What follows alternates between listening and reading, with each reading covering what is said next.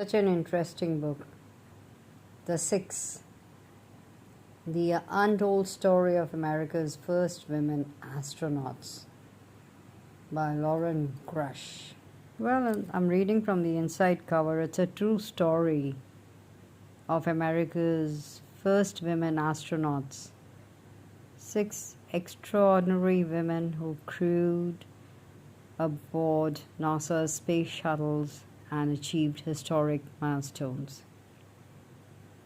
When NASA sent astronauts to the moon in the 1960s and 70s, the agency excluded women from the corps, arguing that only military test pilots, a group then made up exclusively of men, had the right stuff, etc. In The Six, acclaimed journalist Loren Grush shows these brilliant and courageous women enduring claustrophobic and sometimes deeply sexist media attention, undergoing rigorous survival training and preparing for years to take multi-million-dollar payloads into orbit.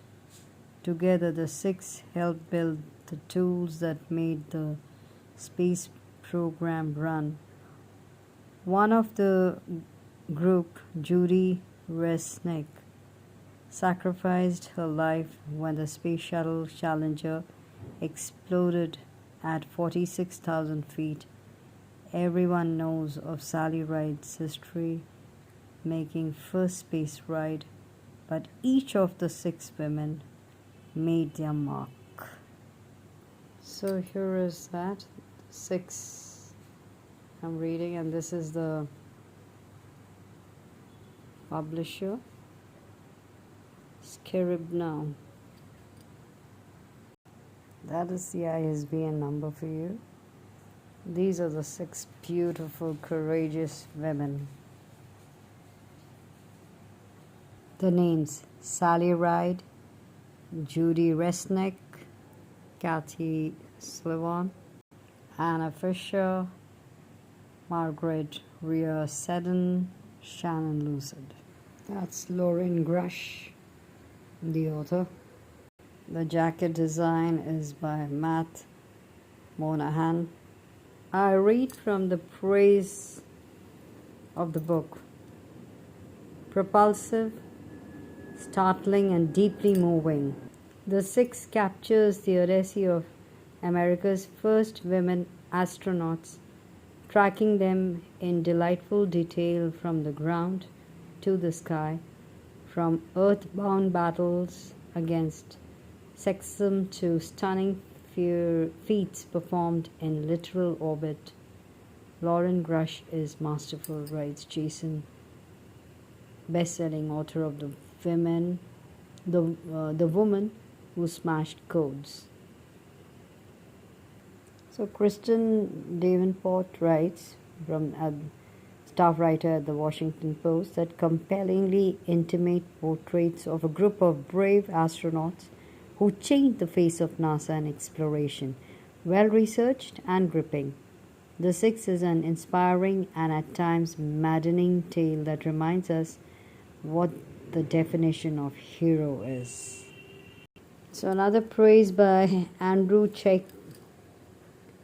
Chaikin, author of A Man on the Moon, says, "Today there is nothing unusual about a woman flying in space, walking in space, or living in space, which makes it difficult to imagine what it was like 45 years ago for the six women who broke the highest of all glass ceilings to become astronauts.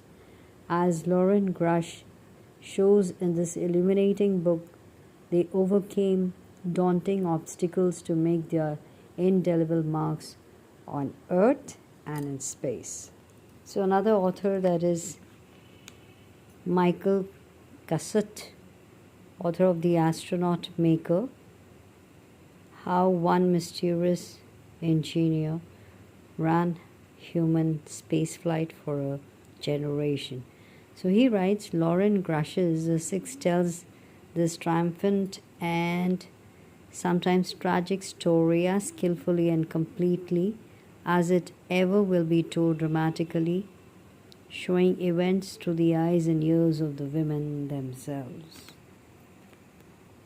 And then we have Eric Berger, senior space editor, the Ars Technica and the author of the Liftoff, recreates the crucial turning point when America turned towards spaceflight equality, inviting 6 brave and brilliant women to become NASA's first female astronauts. So I'm going to read a little bit from the author's notes.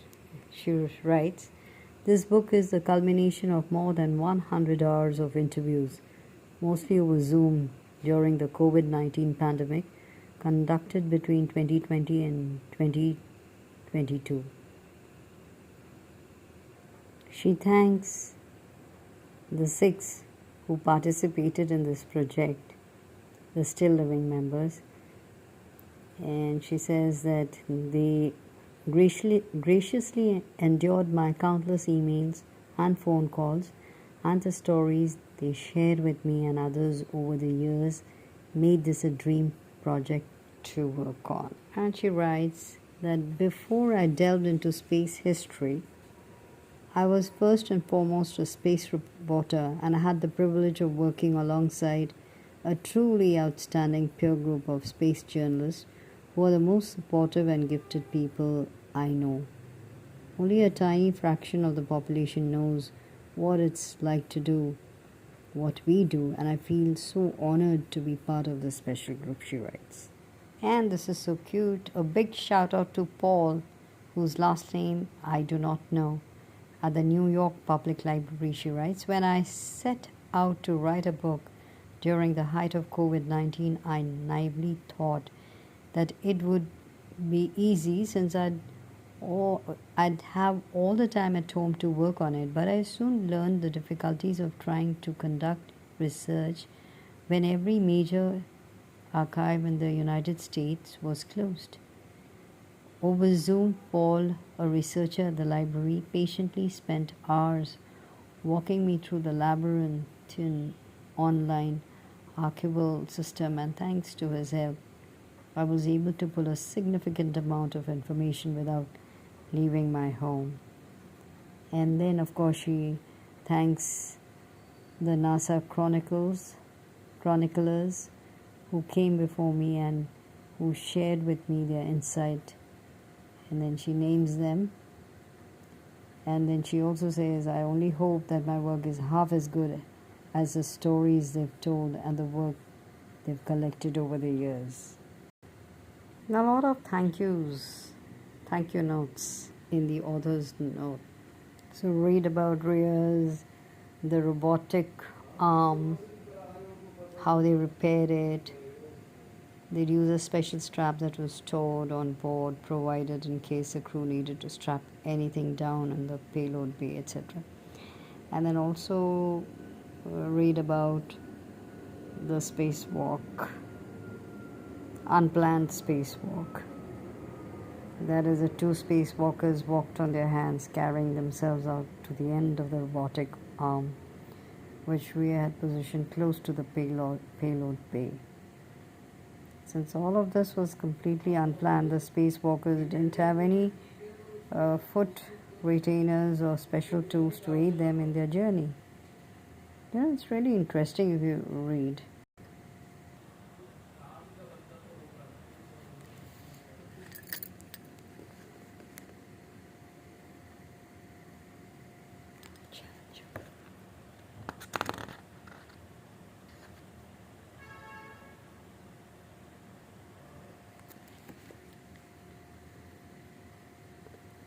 So a deafening blast sounded. The engines ignited at the shuttle's base. The Discovery started to tremble violently, sending vibrations through Judy's entire body. The massive vehicle began to titter backwards. That whang they all had been expecting. Judy braced herself for the moment Discovery would launch off the launch pad. It was a moment she'd been waiting for years. After 6 Just 6 days in space, the crew returned to Earth. Landing at Edwards Air Force Base, Judy was presented with a bouquet of roses. She made sure to hold on to them. A few days after the flight, the crew participated in the customary post-flight press conference, debriefing the world on what they'd experienced. And then liftoff. Judy had been here before. The vibrations, the sounds, the forces on her body. She knew exactly what to expect this time and braced herself for each milestone. Her crewmates all kicked into action, sounding out each step on the checklist while celebrating their launch. Houston Challenger roll program, Dick said aloud. Just over a minute into the flight, it was time to punch up the engines again, throttling them to increase their power even more.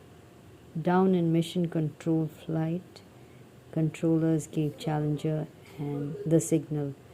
Challenger, go at throttle up, Dick Covey, the Capcom on duty said from the ground.